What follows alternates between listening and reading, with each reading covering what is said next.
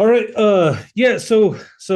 Yeah, it's so nice to talk to you, man. Not only because like I really do enjoy these films, but with this film in particular, I could definitely, excuse me, I could sense the inspirations behind it. I think that's one of the Mm, things that spoke to me so much. And then, digging into you a little bit, I found out you have a fascination with Jurassic Park and yeah. practical effects. And for as a viewer, those visual nods were so clear to me. So was that intentional? And ultimately, how does Spielberg kind of influence you and shape your projects? Yeah, I mean massively. I mean, I grew up on the sort of classic action horror movies, Jurassic Park was such like a big defining part of my childhood. Um as well as, Star Wars and Indiana Jones, those sort of adventure films and stuff. But I think particularly on this project, I sort of take style on like a project by project basis, even though there's definitely a notice that I do the same things quite often visually. Um, but I really love Spielberg's sense of motion and how he captures scenes, and how the camera position will evolve throughout scenes. It will start on something, but it will move and discover something else. Like you're like this quite nosy character almost within the film, that's sort of like traveling around it. And I sort of try to do that. Almost every shot in Bambi has got some kind of motion and movement to it. And that's very intentional to create this sense of energy, and to feel like you're on a roller coaster that never puts you down. And that's sort of what I wanted to capture. But there's also this, um, no, it's cinema magic, especially in films involving children as well, that I think uh, that I love with Jurassic Park and E.T. and stuff like that. So it's sort of having that Spielbergian style and edge, I think really sort of brings that to life and adds that sparkle. If we were showing it during the day, you definitely would have had those scenes where the windows are just flooded with white light. You just can't see anything the other side. We would have done that probably in every scene, just to sort of homage it in a way. And because we wanted it to feel like a contrasty film, but also gritty and grounded. It's sort of almost like dark Spielberg in a way is how I would describe it. But also because Jurassic Park was so good with its first really compelling use of CGI, I think, in cinema history, especially in terms of like creatures, we just copied a lot of what they did with, single source lighting, very directional, harsh moonlight. Because we knew that if it worked for them back then with today's technology on a smaller budget, that's going to give us our best chance of having the most awesome VFX because it really does hold up, I think, from what they did back then. So yeah, that was sort of the main way I would describe the aesthetic approach, and the influence of Spielberg. Yeah, yeah, it definitely shines through. It was interesting to like write those down in my notes and then dig into you and just see that connection like right off the bat. I Mm, thought that was really neat. One of the scenes that really kind of stuck out to me was there's like a floodlight like scene where Bambi mhm, approaches and the light comes on and mhm, what was the inspiration behind that? Was that something that because that for me that scene really worked and like the tension mm. behind it was like really good, like the sound, everything really worked well together in that particular scene. So I was just wondering if maybe there was anything behind that.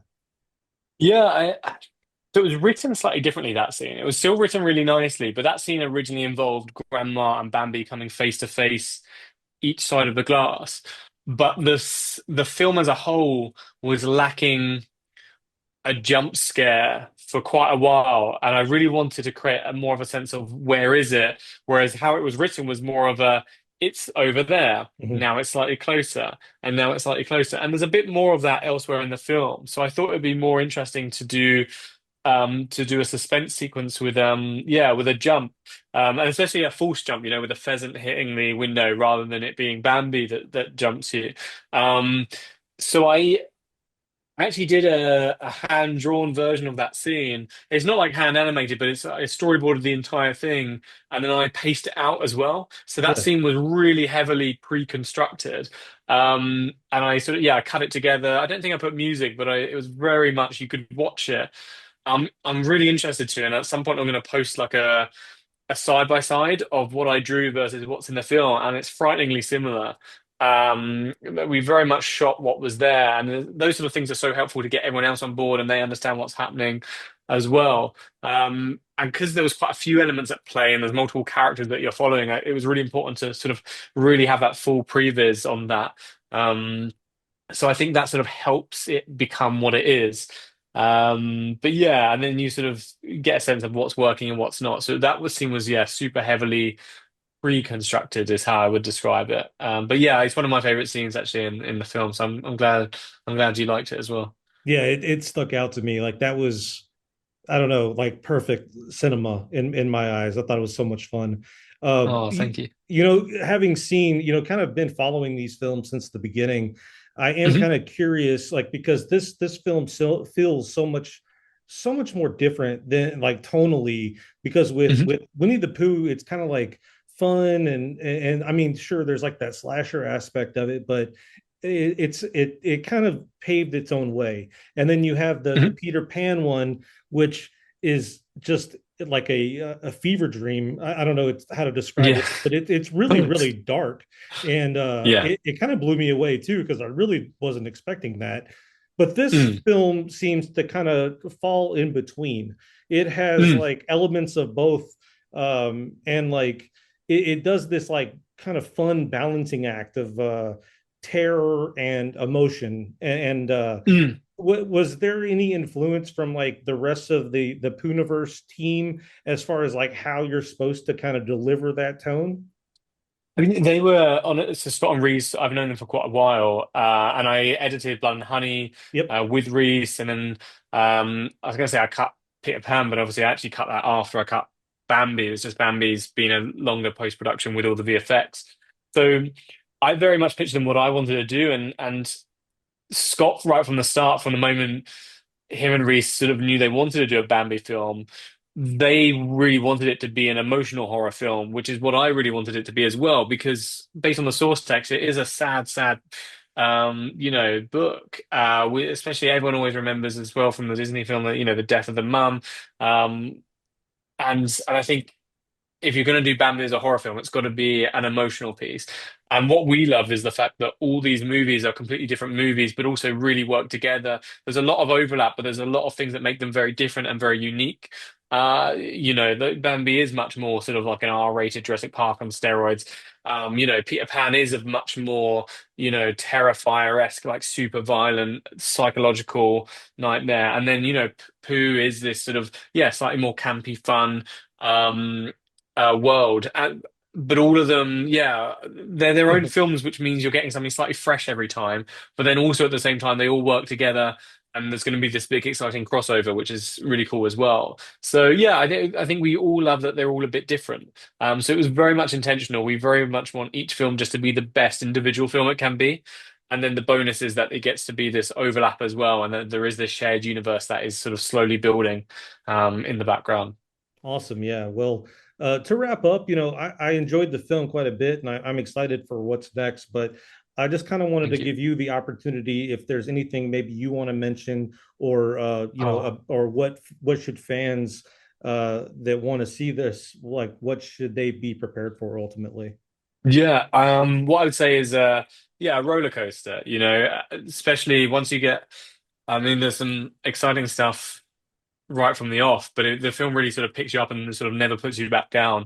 So I really hope people enjoy the emotional side as well. It's definitely the saddest of all the Pooniverse movies, I would say, but then also at the same time, it has loads and loads of fun, and there are some gags. We're in on the joke. We know this is ridiculous.